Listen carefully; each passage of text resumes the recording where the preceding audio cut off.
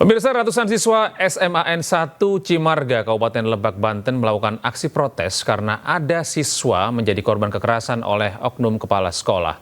Siswa ini dianiaya karena diduga ketahuan merokok.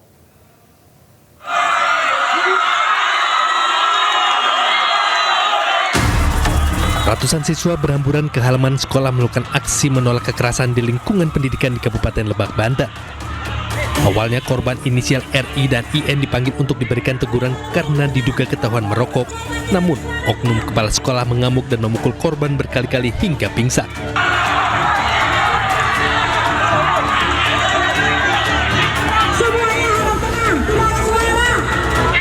Aksi protes berlangsung damai namun penuh emosi. Beberapa guru terlihat mencoba menenangkan para siswa. Sebagian siswa yang menyaksikan kejadian sempat pingsan, sementara korban IN dilarikan ke puskesmas terdekat untuk mendapat perawatan medis. Apa penyebabnya utama para siswa memilih untuk tidak masuk sekolah? Tuh. Saya sih nggak mau a priori, tetapi saya dapat bocoran-bocoran, ada backing di belakang ini, nggak pure Pak ini. Itu Bu, ada berapa siswa Bu yang hari ini mau total? Semua itu? Karena di bawah tekanan Pak. Hari ini Pak Sekda mengeluarkan statement terkait status kepala sekolah SMA 1 Cimarga. Ini langkah-langkah cepat yang dilakukan oleh Pemprov Banten menjadi atensi prioritas. Tujuannya adalah supaya peserta didik kita segera melaksanakan kegiatan belajar mengajar sebagaimana mestinya. Selain itu, Kepala UPDT Pendidikan Wilayah Lebak menyebut telah menginstruksikan agar kegiatan belajar mengajar di SMAN 1 Cimarga segera kembali berjalan normal. Dari Lebak, Banten, Iskandar Nasution, iNews melaporkan. Beralih ke informasi berikutnya, pemirsa, unit PPA Satreskrim Polres Metro Jakarta Selatan terus menyelidiki kasus tewasnya seorang terapis Delta Spa di Pejaten Barat, Pasar Minggu, Jakarta Selatan. Penyidik telah menyerahkan sampel organ korban untuk mengetahui penyebab pasti kematian.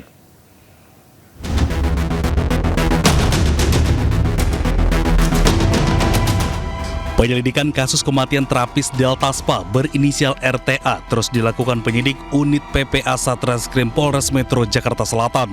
Penyidik telah menyerahkan sampel organ tubuh korban guna memastikan penyebab kematian korban. Selain itu, polisi telah menjadwalkan pemanggilan pemilik Delta Spa untuk mengetahui sistem perekrutan terapis. Penyidik juga menjadwalkan pemanggilan terhadap petugas Dinas Catatan Kependudukan Sipil Indramayu, Jawa Barat guna mencari tahu usia asli korban. Sudah kita lakukan, antara lain yang pertama adalah kita sudah mengirimkan undangan klarifikasi kepada pihak-pihak terkait seperti pemilik, kemudian orang yang melakukan rekrutmen, kemudian kita juga sudah bersurat dengan Dukcapil Indramayu terkait pastinya identitas korban tersebut. Kemudian terakhir, kemarin kami sudah mengirimkan sampel dari toksikologi, organ-organ untuk kita cek toksikologi dari korban. Nanti menunggu hasil itu dulu dari Puslapfor, kemudian nanti dapat disimpulkan oleh Rumah Sakit Polri terkait penyebab kematian dari korban seperti apa.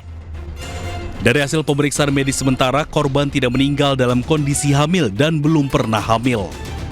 Dari Jakarta Selatan, Helmi Sajengbati, iNews melaporkan. Pemirsa, penyelidikan kasus bulan madu berujung maut di lokasi Glamor Glamping di Solok, Sumatera Barat terus berlanjut. Pihak keluarga akan menuntut pertanggungjawaban pengelola penginapan.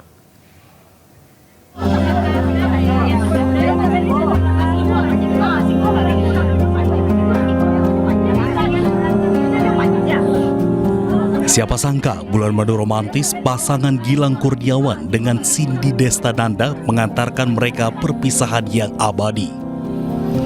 Cindy dinyatakan meninggal dunia diduga karena menghirup gas dari pemanas air.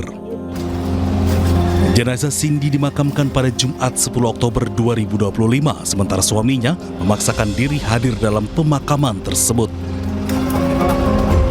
Atas kasus ini, polisi telah melakukan penyelidikan mendalam dengan memeriksa 5 orang saksi yang merupakan petugas dari penginapan glamping lakeside tersebut. Untuk sementara kami baru melakukan pemeriksaan terhadap 4 orang saksi kemarin dan ditambah 1 hari ini, jadi total 5 orang saksi telah dilakukan pemeriksaan, semuanya dari pegawai penginapan. Tentunya kami dari pihak kepolisian resor masih melakukan penyelidikan terkait peristiwa tersebut. Namun apabila kami menemukan adanya kelalaian dari pihak penginapan, tentu kita akan melakukan proses lebih lanjut sesuai dengan hukum yang berlaku. Saat ini kondisi Gilang sudah cukup stabil, namun masih memerlukan pemantauan tim medis di ruang HCU Semen Padang Hospital. Pasien bersama Bapak Gilang Kurniawan, rujukan dari RSUD Aryosuka ke Semen Padang Hospital dengan diduga keracunan karbon monoksida. Saat ini masih dirawat di ruangan HCU Semen Padang Hospital. Untuk kondisi pasien cukup stabil, namun masih memerlukan perawatan intensif dari tim dokter kami. Atas kasus ini, pihak keluarga menuntut pertanggungjawaban dari pihak Glamping Lakeside. Pertanggungjawaban dari penginapan itu ya seperti apa dia, kan kita mesti nunggu. Saya itu yang mungkin. Ya. Nah, tentu pertanggungjawabannya bukan hanya ke pihak saya, ya, karena kan ada 2 korban. Menantu saya meninggal, anak saya dirawat seperti ini. Ya. Kita akan lihat seperti apa pertanggungjawabannya. Sebelumnya, pasangan Gilang dan Cindy yang baru saja menikah pada 3 Oktober 2025 ditemukan tergeletak di sebuah glamping di Solok, Sumatera Barat saat sedang berbulan madu. Dari Kabupaten Solok, Sumatera Barat, Budi Sunandar, iNews melaporkan. Sementara itu, Menteri Koordinator Pemberdayaan Masyarakat Muhaimin Iskandar atau Caimin mengungkap ada 3 kriteria pondok pesantren yang akan dibantu oleh pemerintah untuk pembangunannya. Dan berikut kriterianya. Kriteria pertama adalah rawan. Sedangkan kedua, pesantren yang memiliki lebih dari 1.000 santri akan mendapatkan bantuan maksud kami. Dan kriteria yang ketiga adalah pesantren yang tidak mampu meneruskan pembangunan. Pemirsa, 3 jenazah dan 1 bodyguard korban ambruknya Pondok Pesantren Al-Khosini kembali teridentifikasi. Hingga saat ini, tim DVI Polda Jawa Timur telah mengidentifikasi 58 jenazah dan masih tersisa 5 kantong jenazah yang masih tersimpan di ruang pendingin Rumah Sakit Bayangkara Polda Jawa Timur.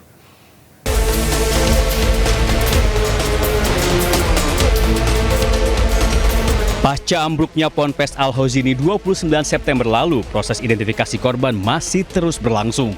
Hingga Selasa malam, tim DVI Polda Jatim berhasil mengidentifikasi 4 kantong jenazah.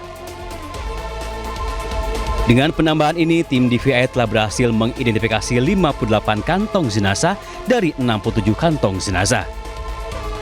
Tim DVI Polda Jatim telah berhasil melaksanakan identifikasi terhadap 4 kantong jenazah yang terdiri dari 3 jenazah dan 1 body part. Sampai dengan hari ini, tim gabungan telah berhasil mengidentifikasi total 58 korban dari 67 kantong jenazah yang diterima. Hingga saat ini, kantong jenazah yang masih berada di posko DVI Rumah Sakit Bayangkara Polda Jatim berjumlah 5 kantong. Kabidokes Polda Jatim berharap seluruh proses identifikasi jenazah korban akan selesai pada minggu ini. Dari Surabaya, Jawa Timur, Rahmat Ilyasan, iNews melaporkan.